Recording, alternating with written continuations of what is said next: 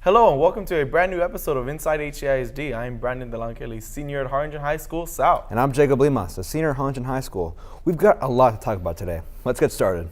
Treasure Hills Elementary has partnered up with the Club Code UTRGV to bring in new coding opportunities to students. Here's Rachel Moreno with the story.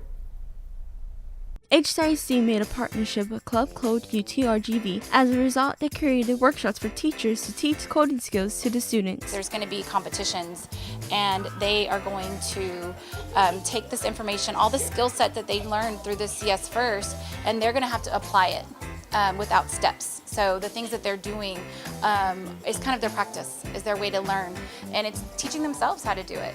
The students are being introduced to computer science and learning at their own pace. Well, first we go on to CS First and they explain what you have to do, and then you do it. And then they sometimes have add-ons which you can add to your project. And I think that's the really cool thing about it. Like, you can make your project more professional. They pick up skills such as sequencing, predicting, problem solving, and collaboration, and transfer them into everyday situations. You know, they're digital natives, and we, as older people, I guess, or, digital immigrants to this, so we are learning just as much as they are. The program started roughly around October, and the students really enjoy it. Well, they announced it on the announcements, so I thought, I want to make a game one day. I like that you can use your imagination to do whatever you want. Because I've seen a lot of people who create games. I've heard a bunch of them and I want to be just like them. Club Code is a collaborative program where students not only learn from teachers but learn from each other. This is Rachel Moreno reporting for INside HCISD.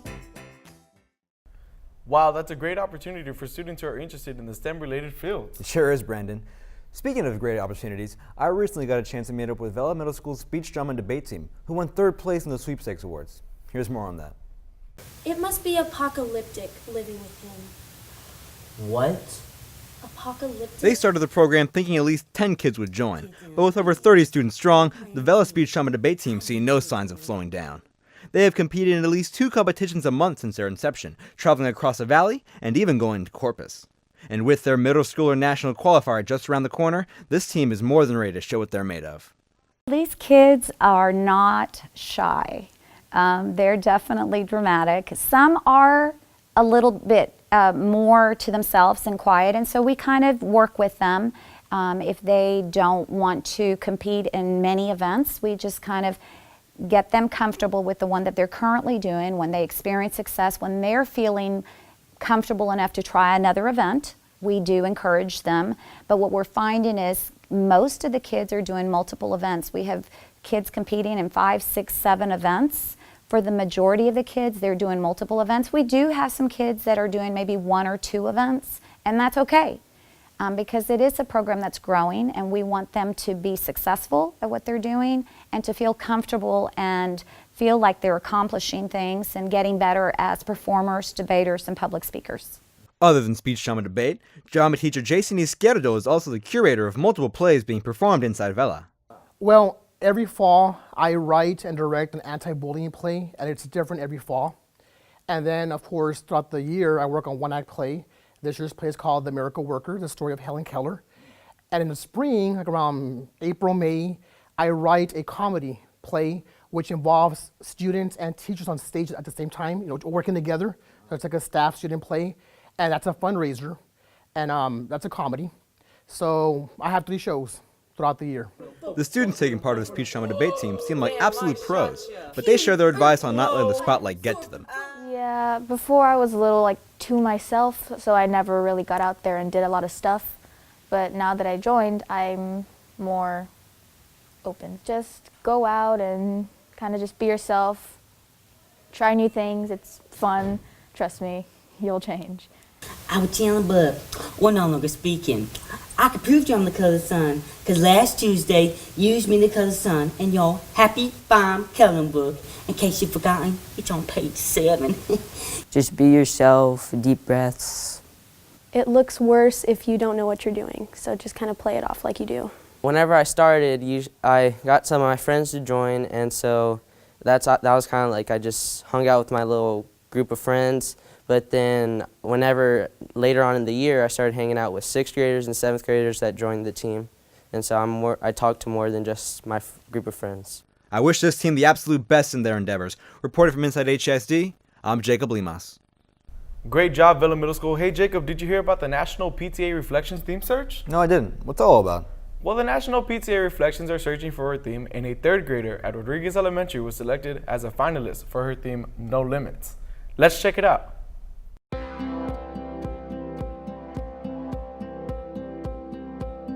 Third grader Elena Munoz recently placed as a finalist in 2017's National PTA Reflections theme search. Of 600 theme suggestions, Elena's was one of the 5 selected to represent the state of Texas. The PTA Reflection theme search encourages students to come up with a theme that inspires creativity.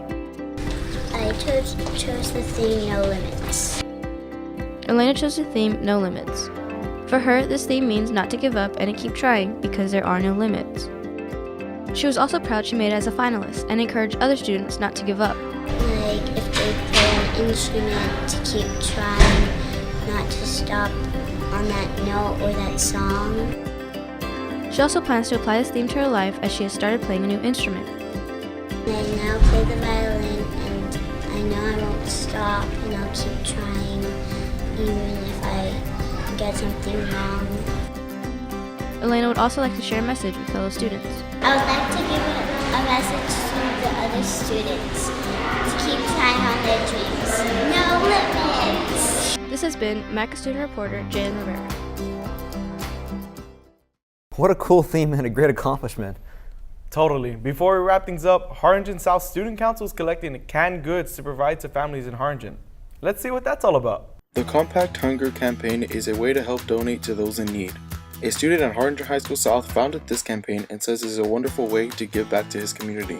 It was an initiative for us to go out to collect canned goods, and then eventually we would take those canned goods to my church, which is St. Anthony's, to their food bank in downtown Harlingen, and stock up the food bank there, which could later be distributed for the people who really needed the food. And so when I started this, I never would have imagined that it would have grown so large that it has. The Student Council at South helps Mr. Galoon with this campaign. Colin Galoon had approached us about 3 years ago, and this is a campaign he does along with the St. Anthony's Church. Student Council not only focuses on our own projects that help our school, but we focus on projects that help our community as well. Many students are a step above to help their community. Students at South love this campaign and love to give back to the community, and you can too. I highly hope that you decide to donate canned goods for this cause, because I think it's a very important cause here in Harlingen. If you want to do that, there are places to donate canned goods throughout South. There is a box in the office where you can donate canned goods, there's a box in the library, and there is also a box in Miss Rogers' room, which is room number 805. Reporting for INside HCISD, I am Brandon Delanco. It's nice to see our schools work together to better our community. Hey, well, that's all for this episode of INside HCISD. Once again, I am Brandon Delanco. And I'm Jacob Limas. Be sure to like our Facebook page and subscribe to our YouTube channel. Thanks for watching.